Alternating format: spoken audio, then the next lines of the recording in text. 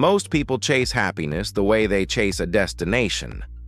Once I get there, I'll feel better. But Marcus Aurelius, writing for himself in Meditations, offers a different axis: the mind. A classic rendering says, "The happiness of your life depends upon the quality of your thoughts." That is not denial. It's not pretending pain doesn't exist. It's an invitation to see what quietly runs your emotional life every day. Not events, not people, not even outcomes, but the story your mind tells about them. Tonight, we'll unpack this like psychology, grounded, practical, and motivating. Because if you can upgrade the quality of your thoughts, you can upgrade the quality of your life without waiting for life to become perfect.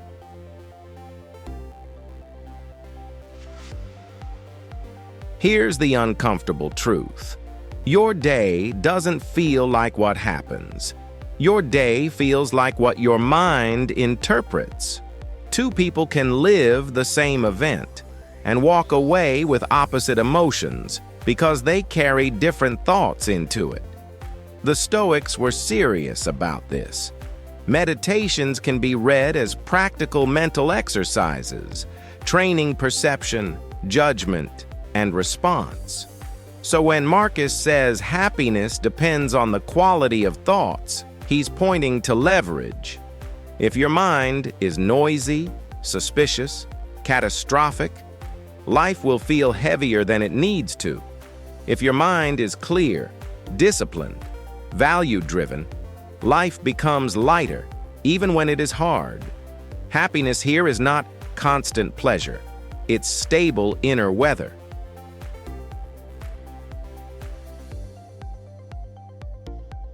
A low-quality thought is not simply negative. It's a thought that is exaggerated. This is the end. Absolute. Always. Never. Personal. It means I'm worthless.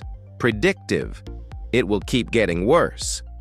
These thoughts don't just produce sadness. They produce helplessness. And helplessness is the emotional state that kills motivation.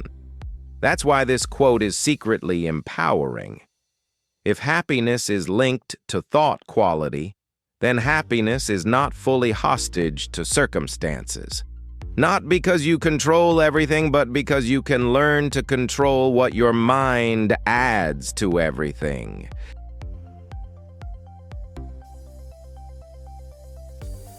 In that older rendering, the quote continues with a warning: guard your thoughts and entertain no notions unsuitable to virtue and reasonable nature. Translation differences aside, the principle is clear. Your mind is a place you live inside. So if you let any thought move in, resentment, contempt, paranoia, endless comparison, you will feel at home in a place that makes you miserable. Guarding thoughts doesn't mean controlling every thought. It means choosing which thoughts get authority.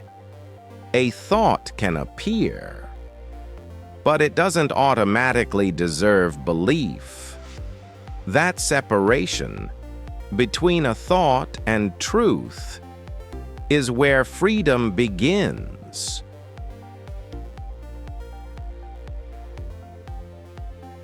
Thought quality is not only willpower, it's inputs.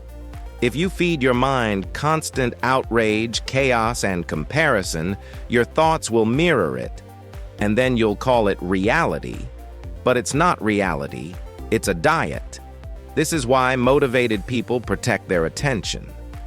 Not to be naive, but to be effective. A calm mind is not a luxury, it's performance. Because when your thoughts are clean, you make better decisions, and better decisions compound into a better life.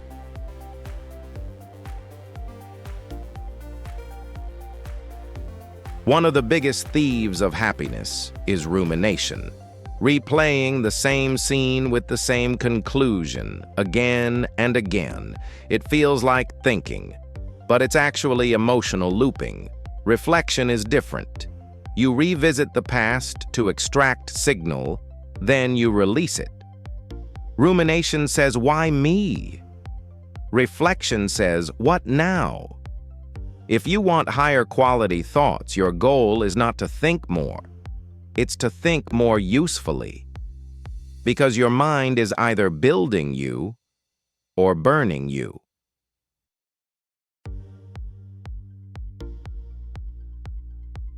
Stoicism is not be positive, it's be aligned. That's why the older line mentions virtue and reasonable nature, because a thought can be pleasant and still be toxic.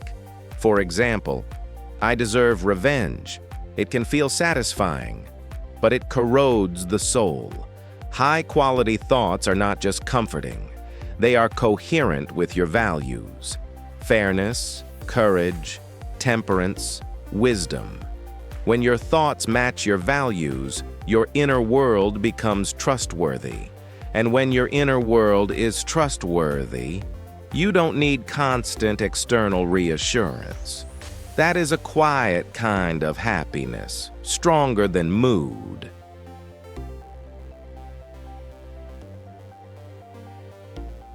A major reason people lose motivation is this: they try to control what can't be controlled.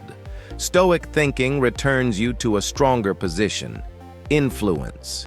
You may not control the world, but you can influence your response, your meaning, your next action, and your next action is where your life is made. When your thoughts are high quality, they create high quality actions, clearer boundaries, wiser choices, calmer persistence. And then something surprising happens. You don't just feel better, you become better.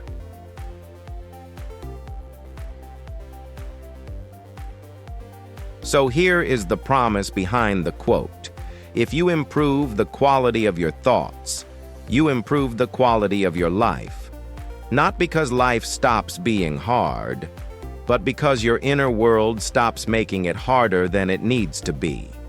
Marcus wrote meditations as a personal discipline, training the mind toward clarity and virtue. And one old rendering leaves you with a direct command: guard your thoughts. Because happiness is not only what happens to you, it is what your mind does with what happens.